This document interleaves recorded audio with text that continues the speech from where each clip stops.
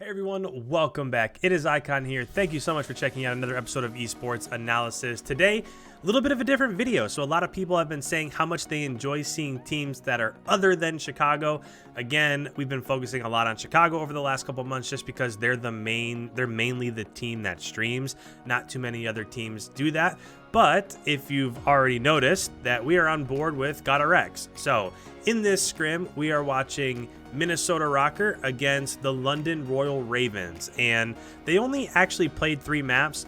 Minnesota ended up losing all of them, and I was a little bit surprised by the outcome. I'm not really sure why. I don't know if it had to do with the fact that London just played in the last event and Minnesota didn't. I don't know if Minnesota took a little bit of time off, or I doubt they would do that just because they grind so much, right? That's kind of what they're known for. They're known for grinding and playing all the time and always being on top of their game.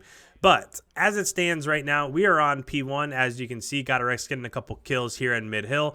And with 3 seconds left, this hill is about to rotate from P1 to P2. If you're looking at P2, one thing that you might be noticing is that they are not in position to capture this hill from the beginning. So if we're looking just kind of at where Minnesota's pushing, they keep spawning right in the middle.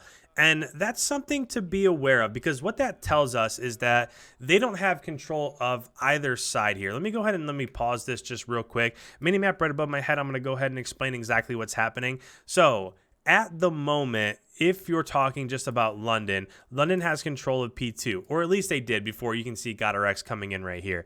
And London was spawning on this side over here. Now, if that happens, a lot of time you get a contested hill, which would mean Minnesota would spawn on the right side, right? It's kind of like a left side versus right side type deal going on.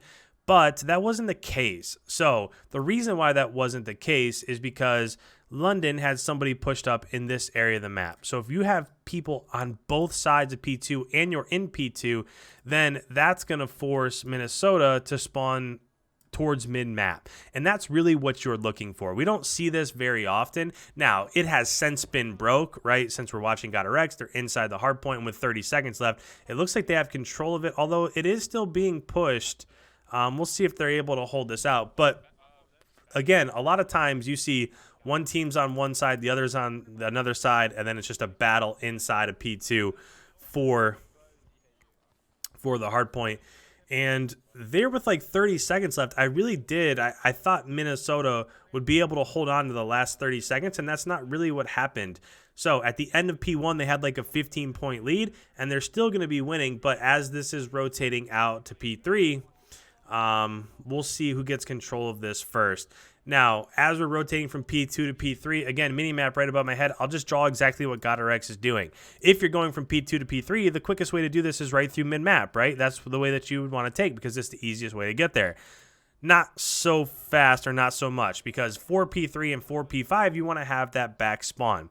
So when you saw GODRX push that out, he was pushing over through woods, and he's trying to get kills in this region, because if he does, he can push behind P5, and if he's be able to push behind, you've seen this a lot with like Gunless, and Envoy does this all the time. But if you're able to push that out, now all of a sudden your team has P5 spawns, which is beneficial for both P3 and ultimately P5. If there's one hill, so P2 is really critical, but if you were going to say like rank these in order from most critical to least critical, it's absolutely P5. And if you've been watching the score as I've been talking there a little bit about strategy, they've got like a 50-point lead. So London has like a 50-point lead, and they have spawns for P5. And that's kind of bad news, because if they get all 60, let's say they get 40 points from P5, right? They have control of P5. Most of the time, if you have control of that and you're able to push up into P4 like you see London is right now, you're probably going to get more than 40 points. But even if they get 40 points, they're going to have 130 at the end of the first set of rotations.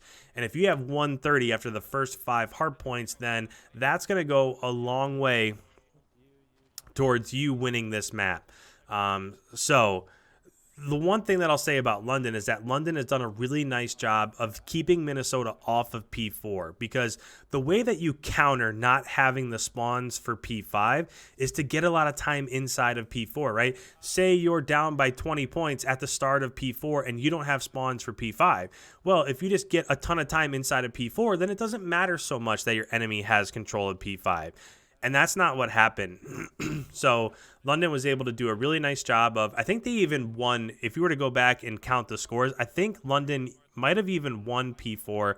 But when you just saw GODRX come off the spawn right there, you saw that he spawned basically all the way on the opposite side of the map. And the reason for that is because London at that time was blocking both spawns. So that's what had them continue to spawn out.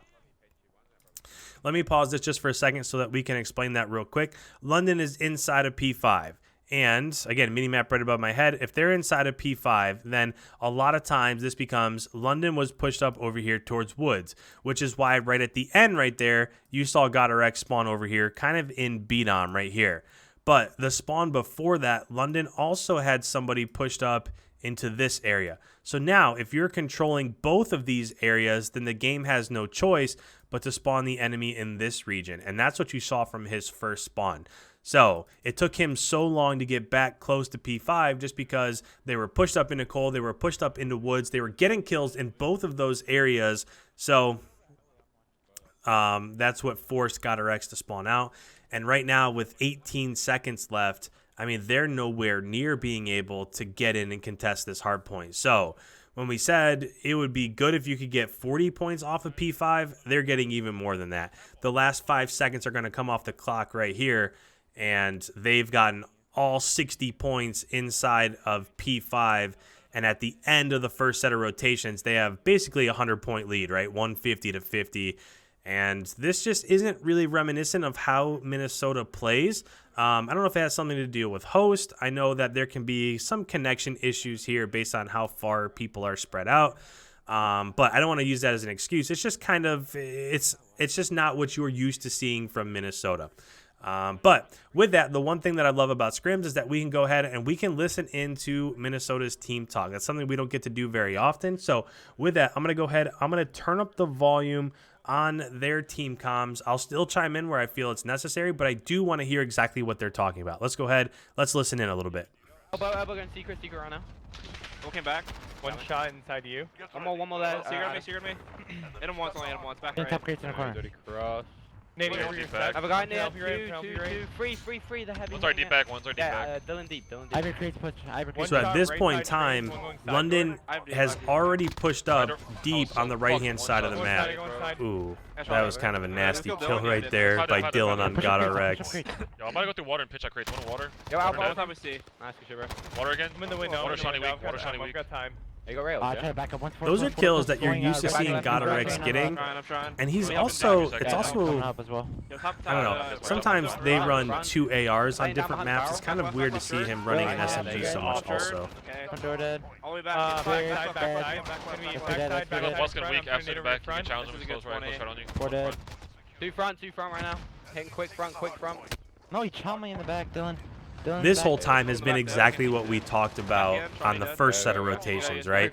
For talking about P2, this has basically been contested inside of P2 with GODRX. Every time you saw him die, he spawned on the top side of the map, and London kept spawning on the bottom side of the map. So as each team pushed into P2 right here, it was just contested essentially that entire time, even though London was able to, so remember, it was like a 100-point lead at the end of the first set of rotations. So right now it's an 80-point lead. So Minnesota has cut the deficit a little, but now that it's over into P3, it's ballooning back up to almost a 100-point lead.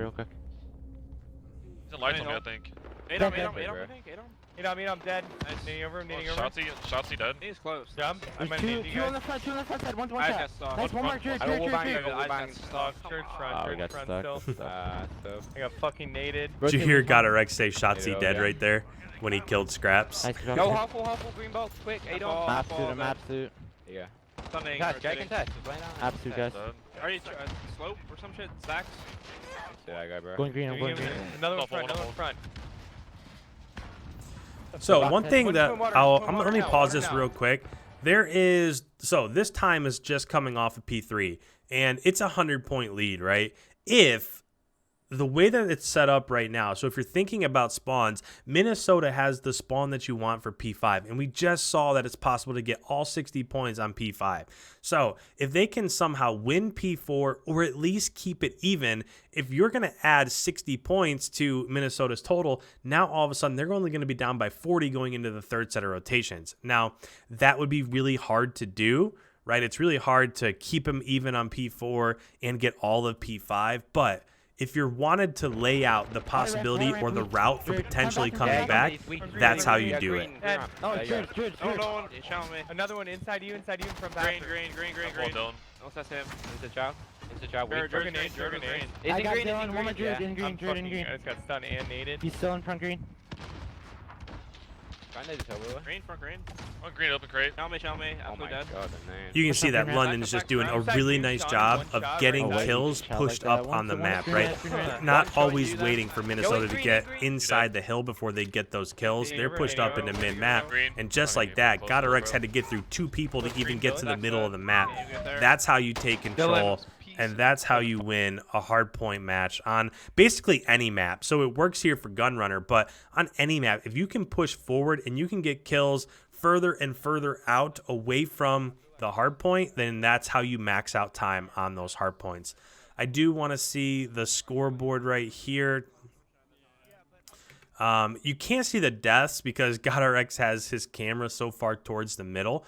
But overall, I mean, the slaying is a little bit lower from Minnesota, right? You have like a 37, or you have a 30, you have a 27 from Jerd and Shawnee, whereas up top, you kind of have a lot of 18s and 22s and 24s. So there's a couple players that slayed a little bit more. It looks like Alex was 18 and 27. That's the one that we could see. But it wasn't crazy, right? It's not like there's a bunch of 40 bombs down here and a bunch of 15s up there. So I think that a lot of this just came down to losing those key gun battles when it came to rotations. And if you're not set up on rotations, then it's probably not going to go your way. So if you're new around here and you enjoyed this video, please hit that subscribe button. If you have any comments whatsoever, put them down below. I love reading through your comments. I love the interactions. If you don't mind leaving a like before you head on your way, I'd appreciate it. And with that, guys, thank you so much. I will catch you in tomorrow's upload.